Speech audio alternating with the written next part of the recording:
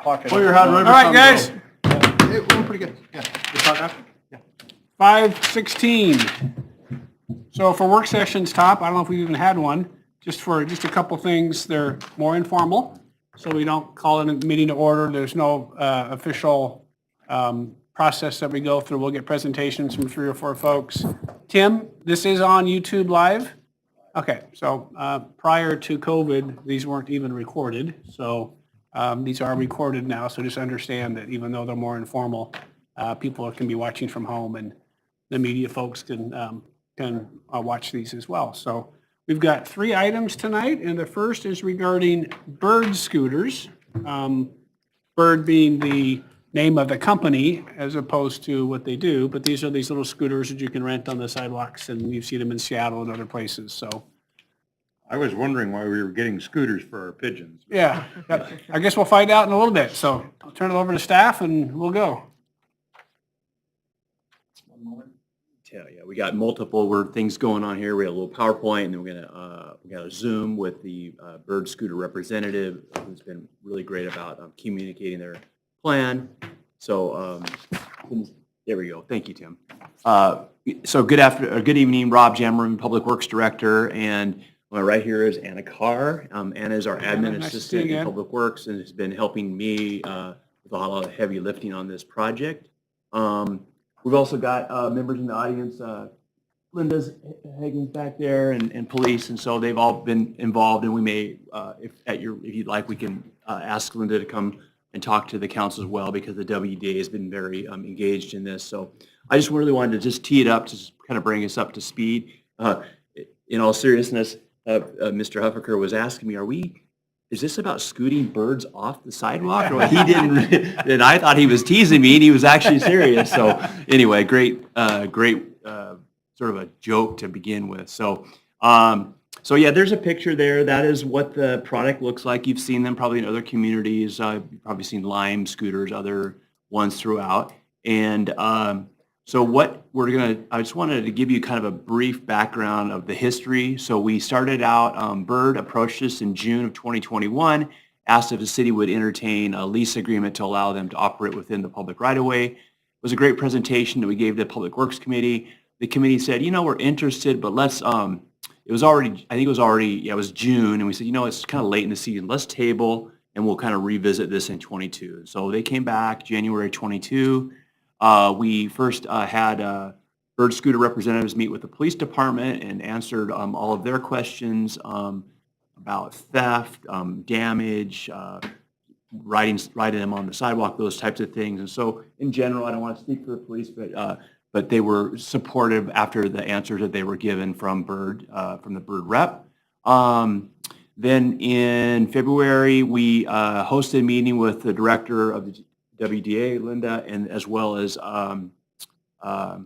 Jerry Barkley from the chamber, just to give them background. They had a lot of great questions. We went back, got more information for them, and then in April, we did a full presentation to the WDA board. Again, a lot of good questions. I'll pause right there real quickly. One of the good things, and maybe we'll have Linda come up and talk about this in a little bit, was she had asked, I need to know what other cities have allowed Bird scooters that have a Main Street type of like we do. We got her in contact with, it was Great Falls, Montana, and Sheboygan, Wisconsin, which is fun to say. And they both, I won't steal Linda's thunder, but they both gave her some great input on that, which ended up being positive. A couple key issues in the agreement that people often ask about. One is you have to be 18 years old and have a valid driver's license to rent the scooter. Each scooter has GPS technology that can, what we call geofence areas where a scooter can or can't be operated.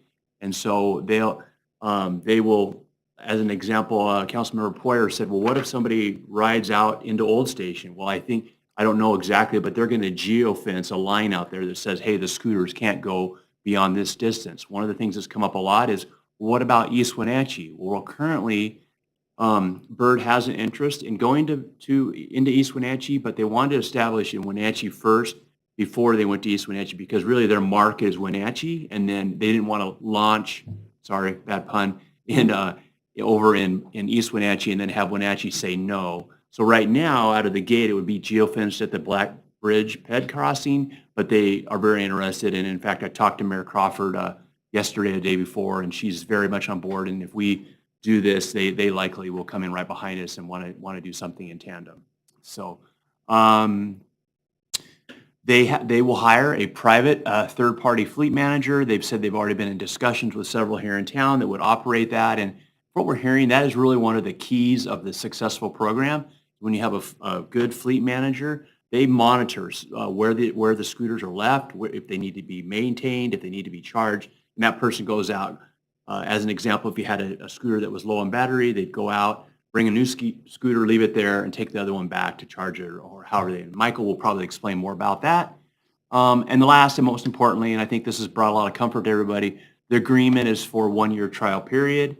It has a 30-day termination clause that either party can terminate with 30 days notice during that 1-year period. And so Bird's been really upfront. They said, you know what, if this isn't a good fit for Wenatchee, if it just isn't working, that's no problem. We'll take our fleet and we'll move on. We're not trying to force this, but we would like to see if you could try it. So so that's really just, I had 3 slides on the PowerPoint to kind of tee it up. And I think at this point, we want to go ahead and, unless there's questions, we'll go ahead and have Michael Cavato. Sorry, Michael, if we butchered that.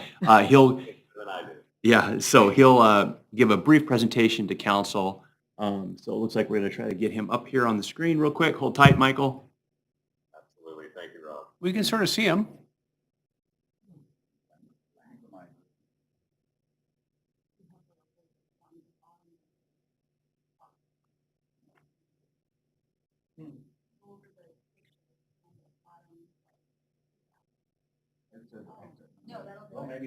Yeah, there we go, okay. Oh, there he is. I didn't want to exit out. Okay, Michael, you're on the full screen here, so. Perfect. Appreciate it. Good evening, Mr. Mayor, members of council, city staff. Appreciate you having me here this evening. Rob, I think, did an excellent job going over the details of our proposal. Certainly far better than some of the people I've worked with in the past. If whomever is dealing with the technical side, if you could allow me to share my screen. I do have a short PowerPoint that I can go through that I think will provide some helpful visuals. Is that on our side or yeah? Hold tight, Michael. Do you want to share our screen? No, just to allow me to share my screen, as I have a PowerPoint here on my computer that I can use to run through and show a few images that I think might be helpful. Go ahead and try to share it. You should be able to share it. I have host disabled participant screen sharing as the notification that comes up. Who's the host? TMAs. It's us. The host needs to hit the share screen. Okay, now try it. Perfect. Thank you very much. Not used to Zoom. All right. Is everyone able to see my screen here? Yes. Yes. All right. By way of introduction, please feel free to call me Mike, Michael, or pretty much anything that starts with an M. I'm not too fussy. I have 3 brothers, so growing up, I usually got called something pretty rude. Anything close to my name, I'm pretty happy with. I'm with the Revenue and Partnerships team here over at Bird. As Rob and Anna were mentioning earlier, we've been speaking with Wenatchee and a number of organizations within the city for quite some time now and are very interested in working with you to launch this pilot. I know that this presentation will look familiar to some members of the council and some of the members of the audience today. I will try and keep it as brief as possible to dive into some of the specific questions. For those unfamiliar, no, we do not provide scooters for birds or try to scoop birds off of the sidewalk. We are a shared electric vehicle company specializing in what they call micromobility. So those are the vehicle types that are best suited for trips that are less than 5 miles. That's about 60% of the trips within the United States. And in Wenatchee itself, within the city, I would estimate that closer to being around 75, maybe even 80%. Functionally, what these systems are is a public transportation option.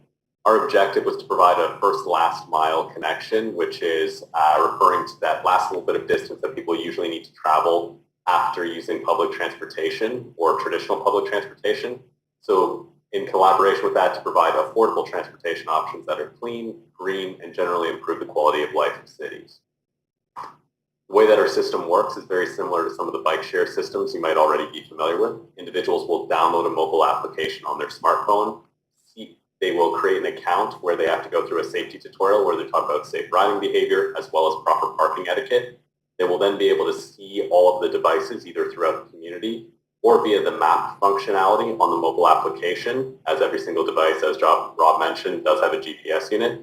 They scan the scooter to unlock it and take it where they need to go, usually somewhere around 10 minutes away, before hitting a button to end their ride. They are required to photograph the scooter to prove that they have parked it appropriately. We have a real-time AI feature that can detect whether a scooter is in frame within that photograph. So if somebody tries to pull a fast one, snap a photo of their feet, the system will actually kick them back and tell them no, take a photo of the scooter itself. At that point, they're able to end their ride. Somebody else comes along, does the exact same thing. So multiple short trips per day per device. In terms of fees, it is $1 to unlock plus a certain number of cents per minute. Based off of what we're predicting for Wenatchee, if you are not taking advantage of some of the incentive programs that we have that reward good riding behavior, you're probably looking at about maybe $4.75 to $5 as the cost of a ride. All of our vehicles are equipped with a bell, which enables them to make an audible signal like a bicycle. They have a headlamp, running lights, tail lights, and brake lights to enable visibility even in low light conditions. They are self-standing with a kickstand. We cap the maximum speed at 15 miles per hour using our GeoSpeed technology. That's about roughly what your average amateur bicyclist travels at. Every single scooter also has a sticker on it which reminds our users of some of the key points around safe riding behavior. You see an example on the right-hand side of your screen, as well as provides 24/7 contact information in the form of a telephone number and email address that riders and non-riders can use to get a hold of us.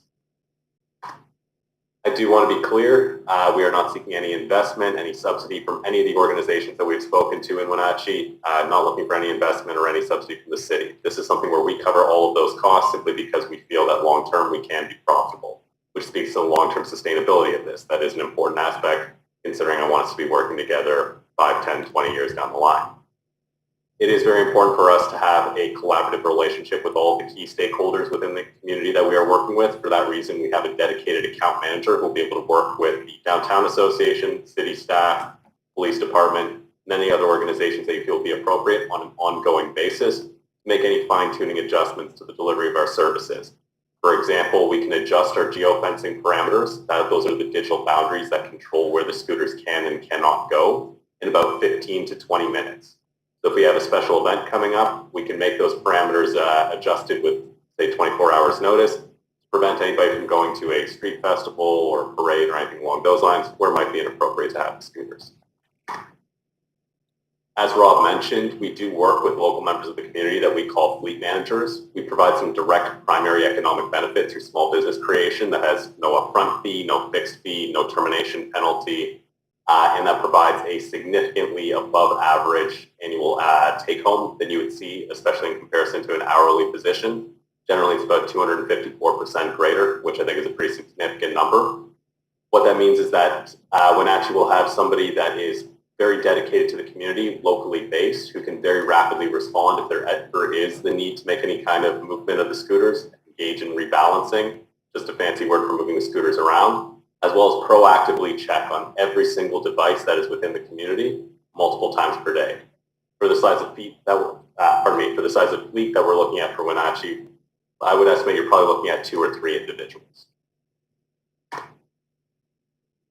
In terms of the impact, I believe this is something that we spoke to in a little bit more length at the Downtown Association. Almost 60% of our trips do end in front of a small business.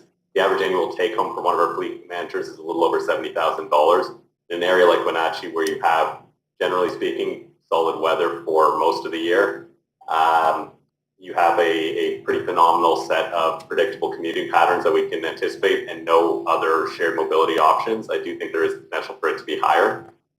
Finally, Emory University released a study last year where they found that over a 6-month period, every single individual e-scooter contributed roughly $1,100 in additional spending, particularly within the food and beverage industry at local businesses that otherwise would not have been spent. What I mean by that is if you have a fleet of 100 scooters, people will spend roughly $250,000 in additional money that they would not ordinarily spend simply because these encourage them to take more trips and go to places that they ordinarily wouldn't go. Because we were the first company in the world to introduce shared electric scooters, we're now actually present in over 400 cities globally. It has given us a lot of opportunity to hone our technology.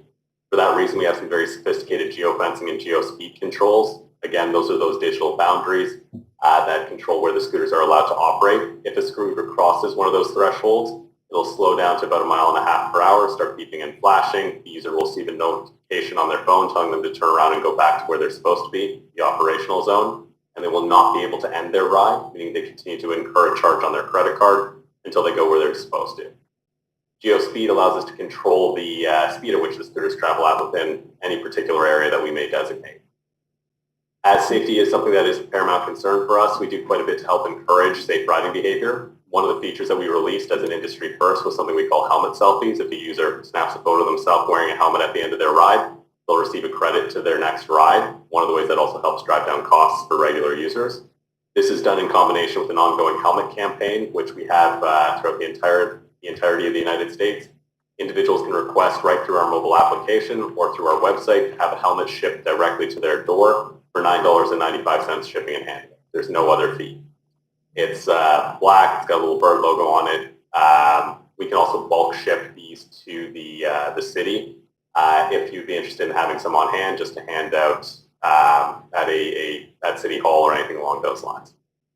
Parking management refers to our ability to control where users can end their ride under certain circumstances, so we can create incentivized, preferred, or even designated areas. Preferred parking areas simply encourage individuals to go to a particular location that we've pre-identified as being a good spot based off of some of the physical characteristics. Incentivized, give them a credit, and designated for special events, for example, mean that users will only be able to go to a particular location to end their ride. Warm-up mode was something we developed based off of some of the feedback that we received from some of our users. It is available on some of our models of scooters. What it does is it reduces the maximum speed down from 15 miles per hour to around 6 miles per hour for new users. It also reduces the rate of acceleration until people get a little bit more familiarity and comfort with the system, at which point it gradually increases up to that 15 mile per hour max. As a very significant number of our users are actually regular commuters that are treating this as their everyday transportation option, we developed Quick Start. What it does is based off of historic riding patterns, it understands when somebody is approaching a scooter that they automatically want it to unlock without having to go through the usual flow. They still are required to photograph the scooter at the end of their ride to prove they parked it appropriately, but it basically lets somebody just walk up to one and go to exactly where they need to go based off of some of the historic travel they've done. I hope I've kept this brief enough, but covered a sufficient number of the pieces of content that I think might be appropriate, but I'd be more than happy to answer any of the questions that Mr. Mayor or Council or any of the city staff may have or anyone within the audience may have, and to provide some additional detail here. Michael, can you hear us okay? To mention something, there was a comment earlier that about sidewalk riding. I know it was mentioned to me that the police recently received a grant for the Walk Your Wheels campaign. I do want to make sure that I mention we can do very customized local education and regulations and rules within our mobile application, so we can work in collaboration with police to ensure that messaging is front and center whenever anybody starts a ride or creates a profile in order to access the system. All right, I think Councilmember Huffaker, you have a question? Yeah, can you hear us okay, Michael? I can, yes. So I'm curious about the geo speed. So we have a trail here where the speed limit is limited to 10 miles an hour. If the scooter detects that it's in that trail area, the speed can be limited in that area to 10? It would be able to be limited to 10 or even lower, certainly. It would simply just depend on whether there was any other prohibition about using the trail. I know we've been working with park staff in order to ensure that we are compliant in all regards in that respect. But yes, we can lower the maximum speed down to 10 miles per hour on the trail. Thank you. Is the speed limit 10 there or 15? Well, it's 10. Are we willing to do that for the people that aren't part of this?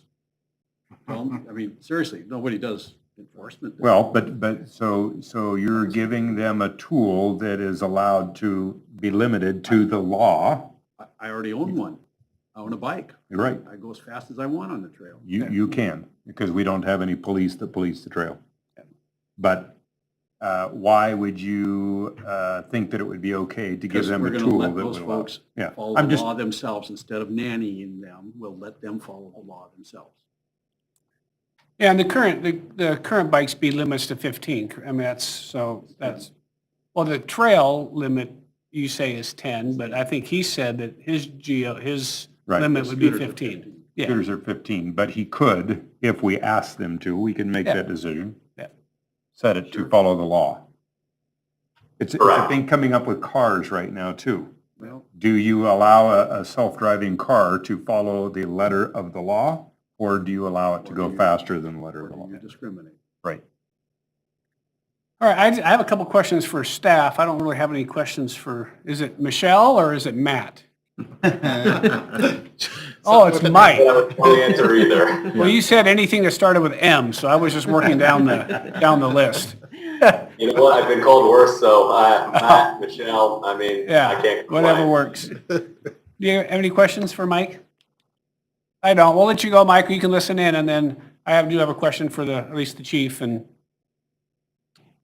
so, Perfect, thank you. I guess I'm Yeah, just go ahead, kind Mark. of curious, how many of us have used either scooters or bikes to this, Lime or the other ones? How many I have not rented a bike like use that. them? Yeah, I've tripped over several of them. yeah.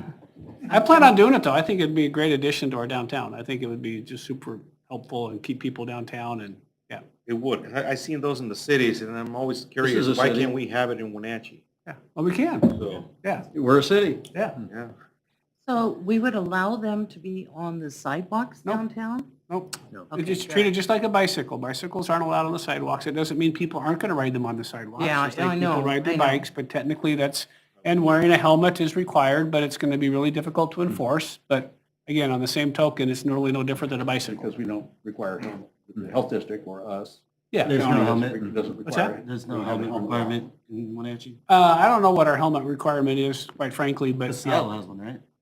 I don't know. I don't know what. Well, I don't know if they still do or not. I don't know. Because I know there was They something did, and with Spokane does. scooter rentals and the bike rentals in Seattle about like, regulating the helmet. Yeah, deal. their problem, I think, became certain income levels didn't have access to helmets. And so the question was, And what are we thinking in terms of fleet size for Wenatchee? Like how many of these things are good for a town our size? Yeah, Matt, what do you think? Very good question. I think based off of the geography, based off of the population size, and based off of the number of visitors that you have coming in for some of the outdoor recreation, you could probably have a fleet of maybe 325 scooters. That's way too many to start. I think starting with a fraction of that, but sufficient that we have density for people to see this as a reliable transportation option, meaning too few is just as bad as too many, would be appropriate. For that reason, I think if we start with maybe the goal of getting up to around 80 active units, but looking at between 60 and 80 active units would probably be the best place to start. We can always scale up from there as appropriate based off of the demand that we see. We'll provide the city with a real-time data dashboard so they'll be able to monitor all the utilization independently and make a judgment call based off of the data that they're seeing, whether they think it's appropriate to have a larger fleet or not. Mayor, would it, I don't know if this is the right time, but would it be possible maybe to have Linda come forward and give a few Come words? up, Linda. Sorry, Linda, putting you on the spot here. Okay. I'm used to being on the spot. Mayor, you are. council, good evening. This has been an interesting conversation with downtown, as you can imagine, right? And I guess what I want to be clear is we're not going to be the reason you do it or the reason you don't. We're not going to be downtown downer, and we're not going to be downtown all in. What I want to be able to do is give you some feedback I received to help you make an informed decision. Because like I always like to tell people, we don't own anything down there. We don't own sidewalks and streets. The challenges we see, I'll tell you first, the challenges that we see is it really doesn't feel terribly safe to ride a bike in the street in downtown. Councilmember Kulas and I have had this conversation many times. So we really do see a challenge of sidewalks. We are working with the police department and with Evelyn, and we're about to put 30 stickers on the sidewalks that really remind people to walk their wheels in downtown, because it is an issue in downtown, and it's very, very, very difficult to enforce. So yeah, that is a concern on either way. I'm going to give you a little bit of feedback I received from both Sheboygan and also Great Falls. In Great Falls, I talked to the Main Street manager. And she has heard what I have heard in many conferences, don't do it, don't do it, don't do it. And she said she had to eat crow. Crow is not something I enjoy eating. But if it's a So bird scooter, then maybe. I know, eat bird. So what they observed is a river runs through Great Falls. And she was convinced that there would be scooters in the river. There's only been one. So she was pretty surprised with that. It has been a surprise to her that people have enjoyed using them. They also have sidewalk challenges, and correct me, Michael, if I'm wrong, but the technology is coming in the years to come where you can geofence once they hit the sidewalk, they slow down. Right now, they can't specific geofence just the sidewalks, right? So, the geofence, the decision will be what speed are we going to allow them downtown. What Great Falls said is that they would highly recommend that you wear helmets. The Main Street manager, you'll love this, Michael, fell and got a concussion, but she still uses them. She said that for their street fair events, Bird has allowed her to get around at 10 miles an hour, has been very helpful as a Main Street manager. And overall, her businesses were very concerned, and it ended up being very positive for Great Falls. Sheboygan, and remember, neither one of these communities knew I was calling or were teed up. In Sheboygan, I got to someone with the city staff who said they were very hesitant, went in very cautiously, but he wasn't surprised that name was given me because they broke a record, and correct me, Michael, if I'm wrong, at 55,000 miles usage their first year. He was They quite... circled the globe twice within their first year, which was incredibly impressive. So they did a survey with the community in the downtown. They have just renewed for year 2.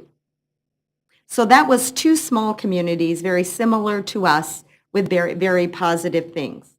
I'm not going to lie to you, nor did I do Rob, because they've done incredible work with trying to gather data and include us in. There are some very worried and hesitant about that, and I'm not going to lie to you about that. The question would be, if it is, because at the end of the day, it's really on the city, right? So at the end of the day, will this enhance our community? That's the decision you have to make. Is this good? If what I would like to see happen is Bird come and make some kind of demonstration and presentation to the State Main Street Conference that will happen here in October. It's 36 accredited communities coming, plus the affiliates. What a golden opportunity to have this discussion, because they really don't have a footprint in the state of Washington. So what is the right decision will be yours. I don't think I've probably made it any easier for you, but I did do homework. And again, we don't want this geofenced around the downtown. We don't want, if the city chooses to do this and they're in the city, we don't want them to get to downtown and die. Right.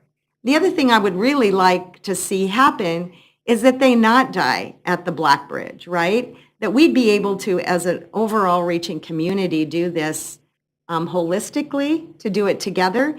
Because, Mayor, what I envisioned is if the carnival's in the parking lot of the mall and a family wants to do something fun, or a mom or somebody wants to meet the family there and doesn't have to worry about parking, if that was going today, that would stop dead in its tracks at the bridge and just really probably upset people. Our visitors don't care that there's a Wenatchee and East Wenatchee, right? They look at this community and want to be able, so, you know, I'm hopeful that if we do this, we're all in. And I know I didn't talk to Michael and Bert about this but I think good decisions like this, that we do them together, right? Because it doesn't make a lot of sense. And the other thing I was worried about, and Rob addressed it, is that right now, the PUD, where there used to be no motorized, are allowing e-bikes. So I don't see them not allowing this. But again, remember, people who use the loop trail don't care that it's two communities, right? So is everybody 100% all in? No. But the decision you have to make is what is best for this community, and are we on the edge of technology and what can be helpful? I mean, do you have any questions of me and my little research or my board? So besides Main Street communities, I think Spokane took a similar approach to what you're suggesting. The first was a 1-year trial program. And then I think they did another year before they implemented. Have you had? Different company, different technology. Yeah, I know. But And I guess what I'm asking is, Yeah. you comfortable with the approach of, we're going to do this for a year, and we're going to get feedback and decide what we do after the first season of?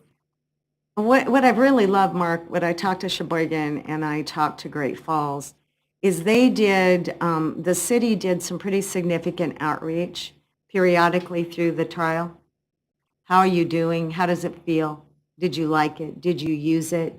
Do you think this is good? And they surveyed, not the downtown, the city surveyed the downtown businesses and the people that use them to make an informed decision for Sheboygan to go into year 2. So I liked that touch base, not just we'll see in a year, as this goes on to touch base. And also I think one key, Mark, that I heard from both communities, education, a good fleet manager and education are the two most important things that could happen if this does happen. Again, the usage of helmets, why that's important. Make no mistake, there's people who think they know how to use these and aren't going to. There was one claim against the city of Sheboygan, one claim, and it was for a broken elbow. So when you think of 55,000 miles, actually, that wasn't a bad statistic. 55,000 miles in 2 years, correct? How, 1 year? 1 year. So I'd like to see like the second year, is that gone up or down? Because like, is it just a trendy thing? And 1 year might be a little short because we've had self-checkout at Safeway for like 5 years. And people still kind of have trouble. So I don't know if 1 year is enough to. Only the ones in front of me.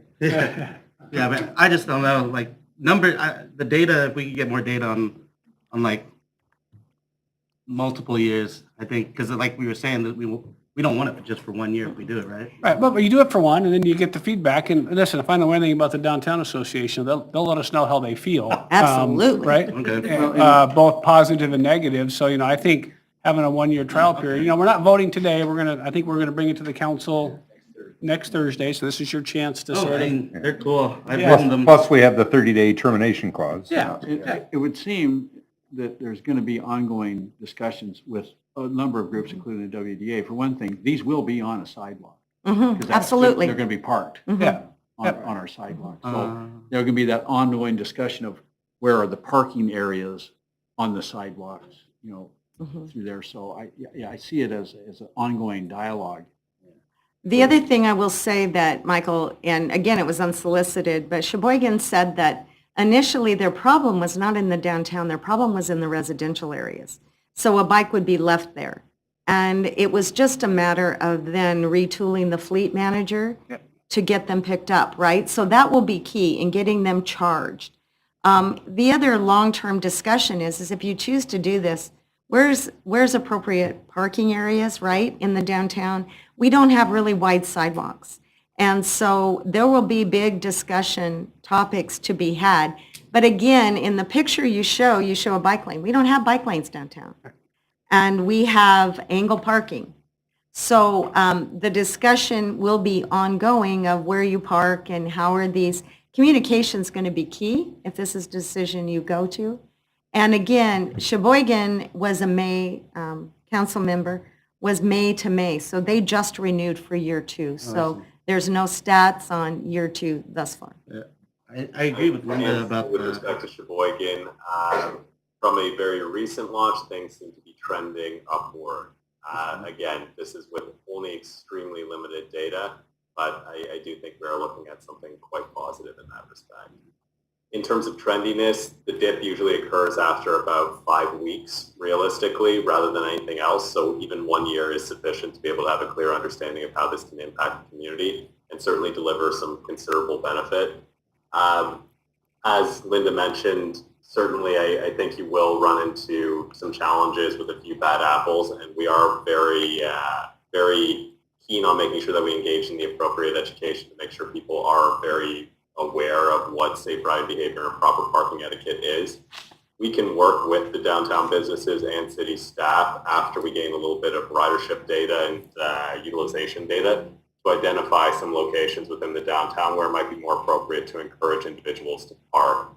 So certainly that is part of what we do with our account manager and part of our process to ensure that this is something that has a overwhelmingly positive impact rather than create friction. Michael, can you address the parking portion of it a little bit? You said that when somebody brings a scooter back, they need to take a picture of it to show that it's properly parked. What's properly parked, and what are the penalties for them if they don't properly park it? Because my one big concern that I've seen in other cities that have these is the scooters just get left all over. I literally have tripped on one in Spokane because they just get strewn all over there. I don't know if they have a parking management. So could you address that, please? Absolutely. Appropriate parking is done in the boulevard strip, which is the area between the sidewalk and the curb where you might find a row of planters, a row of street lights. Outside of the pedestrian right-of-way, still on the sidewalk, so it's not inhibiting somebody from using a parking spot.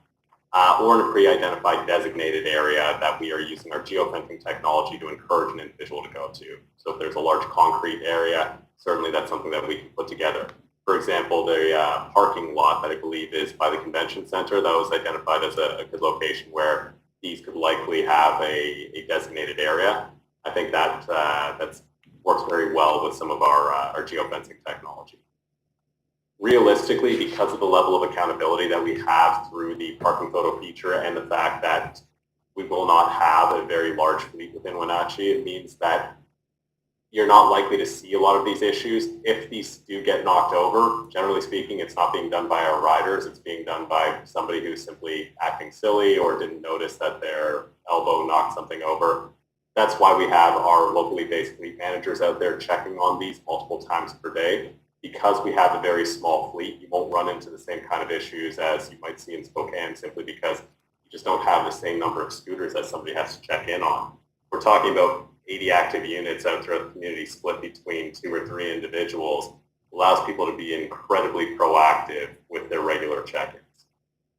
However, if there is a habitual offender that for whatever reason is behaving inappropriately, we have not only their credit card information, but depending on circumstances, also their photo identification. So we can engage in re-education if it's just somebody who isn't quite as aware of the rules, or suspend or terminate accounts as appropriate to prevent people from using the system.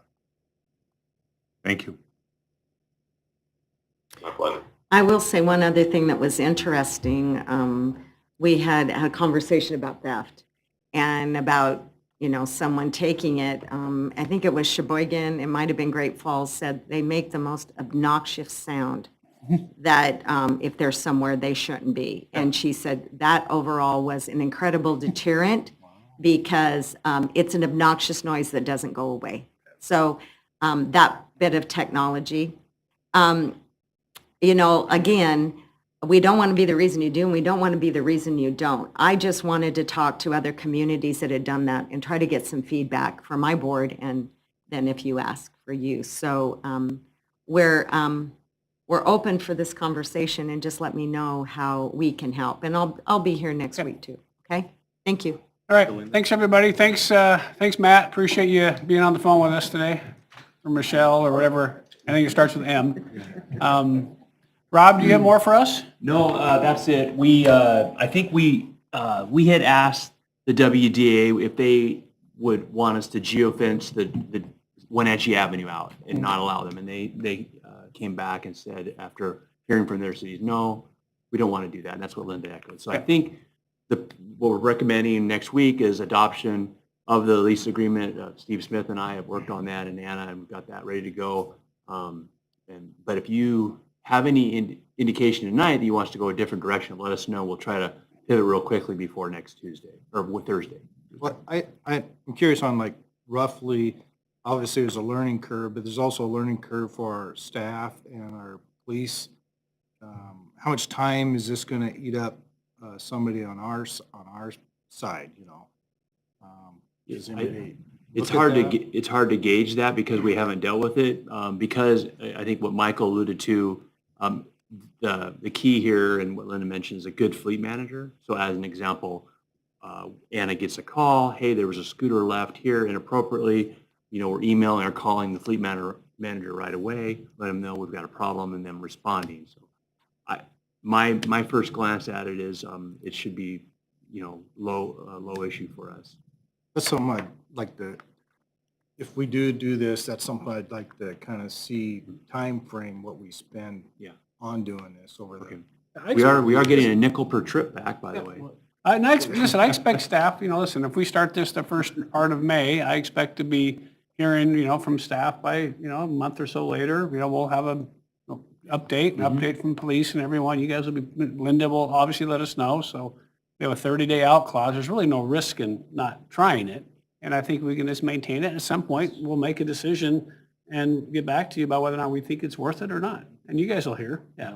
The first thing I wrote down was, I think East Wenatchee would have to, I know they want to wait for us to do it first, but like, I think it would only make sense if both kind of towns did it. The other thing, what about like road conditions? Like what kind of investment? Because those are pretty small wheels. They're not bike wheels.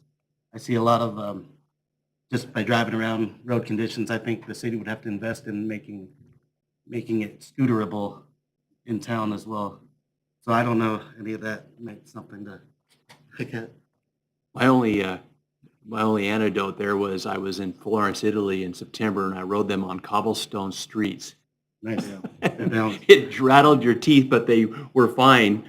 So King Not- Street's perfect then. Yeah, not that I'm, not- Yeah. I should actually You'll ride use it that for an home. opportunity to ask for more money for our overlay preservation program, but And listen, I think, if we're Get a waiting, nickel ride for it. I wouldn't wait for East Wenatchee. East Wenatchee's going to follow as quickly as they can. I wouldn't be waiting for, you know, we're always leaders in these things. I think we do it because it's in the best interest of us. We encourage them to do it. It would be nice to be able to take that over the pedestrian bridge at some point and apparently maybe go have a beer in East Wenatchee. I'm not sure where that would be, but there's someplace over there to have a beer. So again, I just, to me, it's like, let's give it a shot, but it's your guys' call eventually. yeah, This could be really good for tourism because Yeah. one of the complaints I hear is we don't have enough for family activities. Right. Well, listen, it's something fun to do downtown, right? Mhm. Yeah, that's, yeah. Mayor But again, Crawford. that's, you gotta be 18 to ride it though. Yep. That's true. So, That's true. Older families. yeah, older family. They're also doing Convention private areas. rentals, this company. They're going into like monthly private rentals too. So Mhm. in the future, that could be like, yeah, it could be the way people commute to work from home. And yeah. Okay, so we'll see this at a regular council meeting next week. Yes. Okay, All right, thank you. thanks, Anna. Thanks, Rob.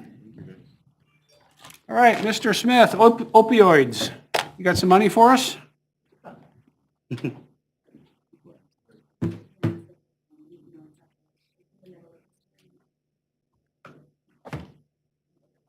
Is this on?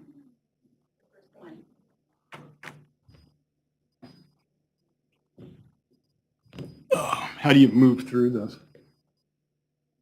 How do you move to the next screen? Okay. Good evening, council. Steve Smith, city attorney. So this topic has to do with the opioid litigation that's going on. So the city of Wenatchee is not a party to any litigation related to the opioid crisis, but there has been a lot of litigation going on. The state of Washington is involved in litigation with various parties over the opioid issue related to the manufacturers and the distributors of opioids, trying to get money back to cover costs that the state has incurred. There are also other parties, other government parties that are involved in the litigation. So several of the large counties, like King County, Pierce County, I think there's 13 parties that are involved in litigation with the various distributors. They're getting close potentially to a settlement. And as I understand it, so there was a settlement in the state case that didn't go forward. The state objected to it. They've had a trial. The way the trial works, the plaintiffs presented their evidence. Period of time goes by, the defense presents their evidence. That's happened. They've set oral argument for later this summer, I think like in July. So it's kind of an odd staged thing. The indication I got was that one of the reasons they've stretched that out is that it gives an opportunity to discuss settlement. So they may be getting closer to a settlement of the issue. One of the things that, in order to settle, the defendants, so these distributors and manufacturers, want a final global resolution. They want all potential plaintiffs to settle so that they can be done. They pay a sum of money, they're done. They don't have to worry about, miscellaneous claims that keep following them. So this came to us about, in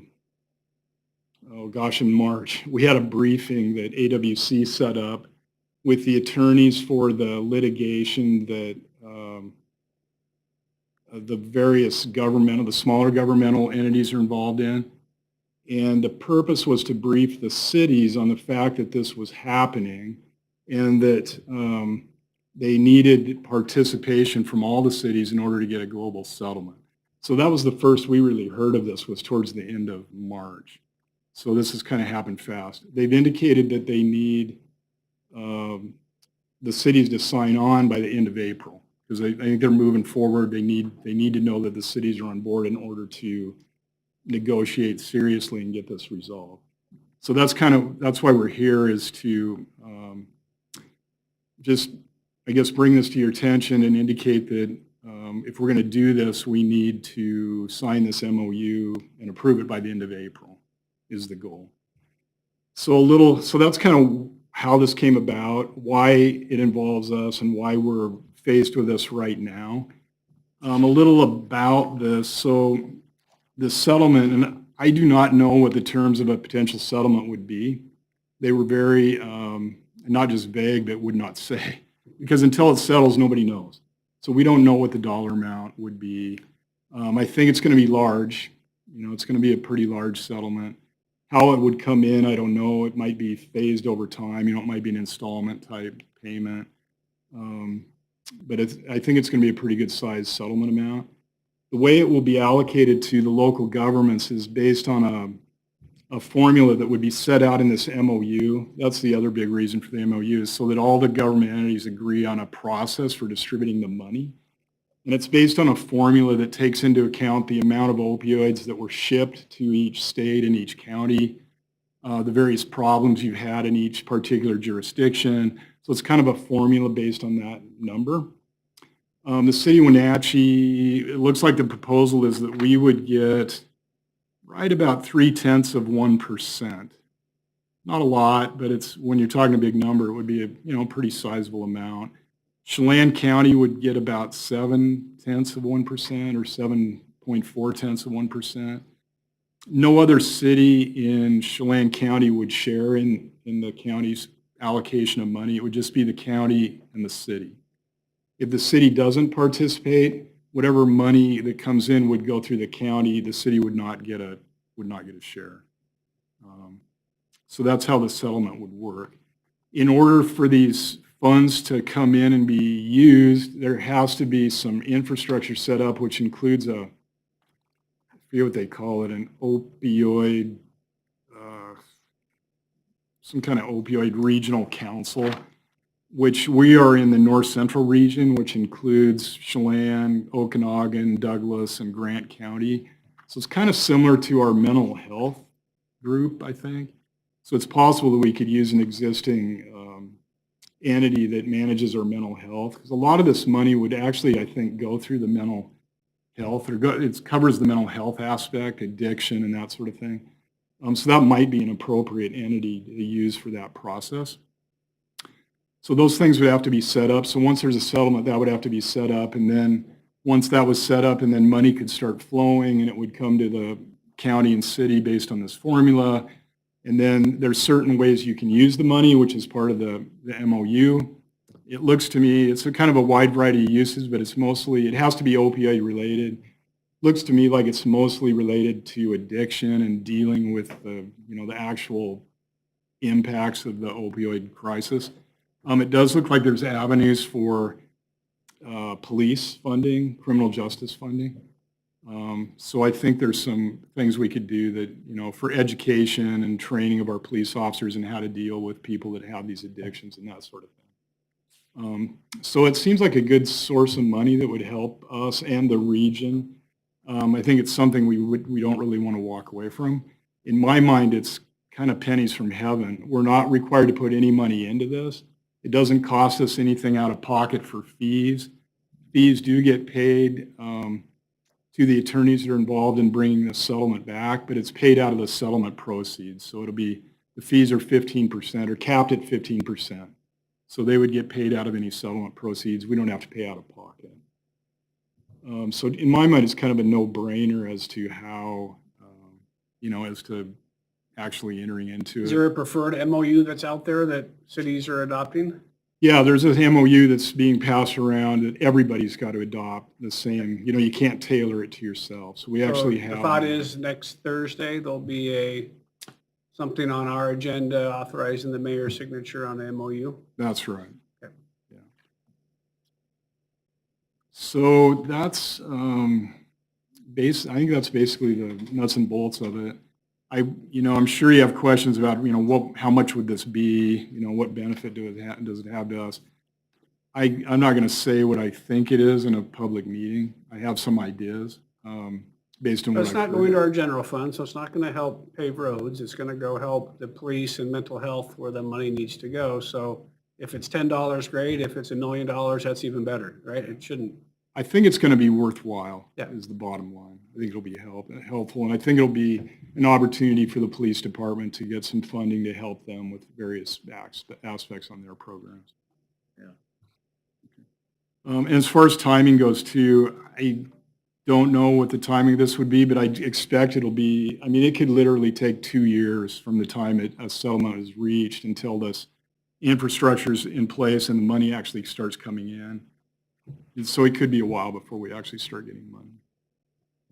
So the alternative is we don't authorize the mayor to sign, and then you forego participation in a potential settlement. I just messing around with some stuff that happened a couple days ago. So if we don't do it, these settlements could go forward. I don't think they'll get hung up. We're a relatively small party. I suspect they could reach a settlement even if the city of Wenatchee doesn't sign on. We don't have any money to go after these three. Purdue and. No. the other two. Yeah. No. No, the reality is we don't have the we're money not to go going to after litigate any- ourselves. Yeah, There's no way. There's no way we can do it because we can't afford. We don't- Exactly. We don't have 10 of you or 100 of you. Yeah. Yeah, okay. Yeah, there's not enough money involved. We don't have the expertise. We don't have the records to pursue this. So it's going after drug companies, Yes, the three. The makers, yeah. Got it. makers and distributors. Thank you. And it's been going on for years. This has not been an easy process. So we're actually really fortunate, I think, to kind of catch onto the tail of this and get some money. Oh, the other thing I wanted to say was, I think I can say this. You probably remember the tobacco litigation a number of years ago. The state pushed that. While that was going on, the word was that cities would be getting, participating in that. The reality of it was, as I've been told, that the money ended up going through the state legislature, and a lot of that money did not flow down to the cities. Right. So one of the things they're being careful about here is that this money will flow to these regional partners, these smaller jurisdictions, and the smaller jurisdictions would have control of it. So they're being pretty careful that this money doesn't just go through the state. So if you sign on to the MOU, you're going to get money through this process rather than hoping the state allocates funds. That's the .03 or whatever. It's guaranteed to come to here. Yeah, the Yeah. 0.3%. Sorry. Yeah. Yeah. So there's that benefit too, which I think is a good thing. Do we know if Chelan County has already signed the MOU? Chelan County actually is in it. They actually approached the county apparently a couple of years ago, and they signed in early. They didn't come to the cities until just at the end of last month.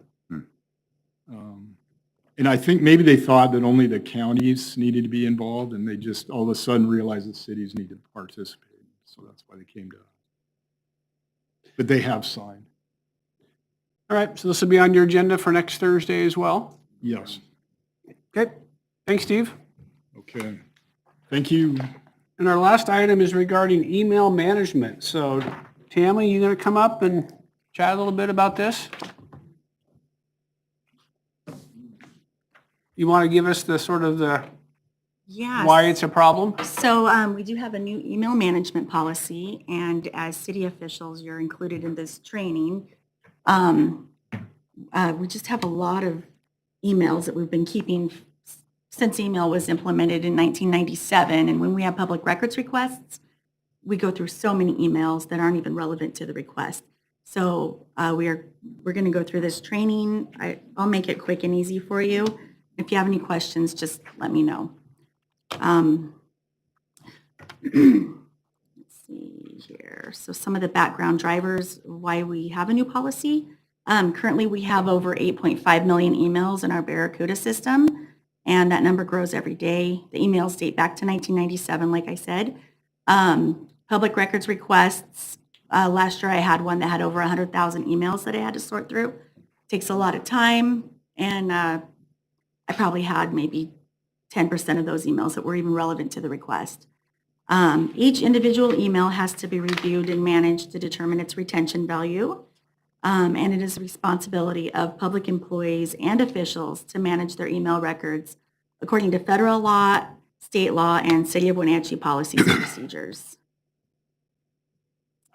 This is the oldest email that we have in our system from 1997 from then Officer Steve Crown, now Chief Crown. This is when email was first implemented in the city. We have every email, we've kept every email since that date. So is it okay to ask why? As opposed to going through our retention schedule and Well, that's what we're doing now. It's come to a Okay. point where it's too much? it's too much. Yeah. We had to do this, yeah. Yeah, And it's our duty as public employees to manage our emails yeah. accordingly, so. So the implementation process was that with the assistance of the city attorney's office, the mayor's office, IS, and the police department, we worked through updating the email management policy and discussed solutions to manage the email going forward. We drafted and finalized the email management policy, and I've given each of you a copy of that. You've authorized the purchase of the email management software SimpliFile. We provided 14 trainings throughout the month of March to all city staff on SimpliFile. And now all city staff have SimpliFile loaded on their Outlook accounts, and they are now managing their emails according to the policy. Barracuda is our message archival program, and we're turning that off June 1st. So after June 1st, it'll no longer be capturing all our emails. June 1st, that's an important date to remember. So now I'll just go through the email management policy with you so everybody understands everything in it. In recognizing the email records meeting the definition of a public record must be managed according to approved records retention schedules, the City of Wenatchee has implemented a process to support the proper management of email records. It is the responsibility of all city officials and employees to manage records according to federal law, state law, and City of Wenatchee policies and procedures. The city desires to manage its emails such that it is not retaining records unnecessarily. The retention of email records requires a lot of storage space on the city archival system and should be pruned where reasonably possible. The city recognizes that it is difficult for all of its employees to effectively manage the email records they create or receive in compliance with the Washington State Local Government Records Retention Schedules. Thus, at this time, the city has simplified the management policy such that email records will be segregated into two categories, each relatively simple and efficient to determine. The first are records with minimal retention value. Those are transitory records. And transitory records are those records created or received to pass along information of very temporary value. These are the records that we don't need to keep, that we can go ahead and delete, move into our transitory folders. So can you give me a couple examples of those? Yep, I email here. Mark Kulas and say, I want to meet with you next Tuesday. Transitory. Okay. Here's some examples. Okay. Even the council meeting information that we send out to you for meetings, those are transitory records because I have the official copy. Newsletter articles from agencies, from AWC, MRSC, Government Technology, Public Works Today, those can be deleted. Unsolicited advertisements for services and products, you can delete those right away. The second are records with retention value. Those are non-transitory records. Non-transitory records contain information that is necessary to adequately and properly document the activities and functions of the agency. These are the records that we need to keep. And some examples of City Council non-transitory emails would be communications to and from constituents, citizen complaints, and follow-up communications with city staff, maybe personal reference materials that you want to keep, your pay stubs, training information, certificates, things like that. Every city official and employee who conducts city business using city-provided email service is individually responsible for complying with this policy. All email records sent or received that are related to the conduct of city business and that would constitute a public record shall be segregated into the transitory delete folder or the non-transitory keep folder. Employees will determine if an email meets the definition of a transitory record or a non-transitory record and designate it as such in the proper email folder. Email records that are designated as transitory are set to be automatically deleted within 90 days from the date it was created or received. Email records that are non-transitory records will be retained in the city email archival system, which is now Outlook, everyone's Outlook accounts. Those will be maintained indefinitely and should be managed by the user according to the retention schedules. In order to comply with records management requirements and the Washington State Public Records Act, email records that meet the definition of a public record shall be stored within technology systems supported by the city. The city's email archiving solution is considered the official system of record for city email records. All emails that are public records must be retained in their native format for their approved records retention period.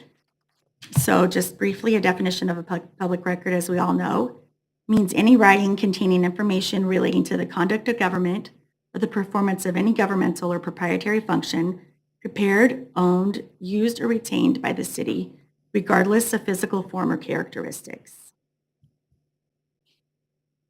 And all city officials and employees with a city network account shall attend training on the responsibilities related to this policy. And this is the last one that we have to do for city. This is for city council. The city may perform audit reviews to ensure compliance with this policy. And it's important to note, as elected officials, communications to and from elected officials, both internal and external communications, including emails that are made or received in connection with the transaction of public business, are archival records that I'm going to figure out a process to go through and send to the Washington State Archives for appraisal and retention. So a few words about public disclosure. When a public records request is received for emails, the city's Information Systems Department has the capability to perform a search for emails within all city Outlook accounts, and then provides those emails to the public records officer to review. If the city has an email that has been requested, it must be provided to the requester. Emails are public records just like all the other records that the city manages. And now I'm going to just briefly go over, most of you have iPads, some of you have laptops. This is what your iPad hopefully looks like. It's what my iPad looks like. And you can see that IS created the archival folder and the non-transitory folder in your email, keep, and the transitory folder, delete. No. You don't see those? They're not in there? Oh, yes. It is? Yeah, you made me push another button. You have to see those side I'm so old for folders. email in I know. retirement. I know. I'm just so old at email. I know. And we want to keep it simple for you. We don't want it to be a burden. So what we're asking council to do is just kind of, if it's obviously a transitory email, a junk email, something you don't need to keep, put it in the transitory folder and it'll be deleted in 90 days. So that we're purging out the transitory emails. And So this is like a drag and drop over? to yes, these you can folders? drag and drop. You can also, there's the 3 dots right here that you can click, and I think it says move to. And also here's a move to option right here on my iPad. But yeah, we just really want you to be moving those to the transitory folder so they're purged out of the system. We don't want to keep those anymore. Tammy, and what if you don't delete any emails? Any emails? Then you don't delete any emails. But when we have a public records request, I'm going to see that you haven't deleted, and I'm going to be going through all the junk emails. You're that I going to don't make her want work harder. You're going to be I'm a not a policy technology- violator. Yeah, yeah, I can't tell if we're gonna Yeah. keep it or not. I mean, yeah. And if in doubt, you should keep it. If you're not sure if you should delete an email or move it to transitory, you should keep that How much email. junk email do you get on the city one? A lot. I think you guys get a A lot. Just get rid of all those. but I don't know if it's junk or not, you know. It's all of it. All of that stuff is junk. What happens if you register for a seminar, go to a conference, Mm-hmm. or even AWC or Yeah. whatnot? That's how you end up with all these Mhm. vendors Yep.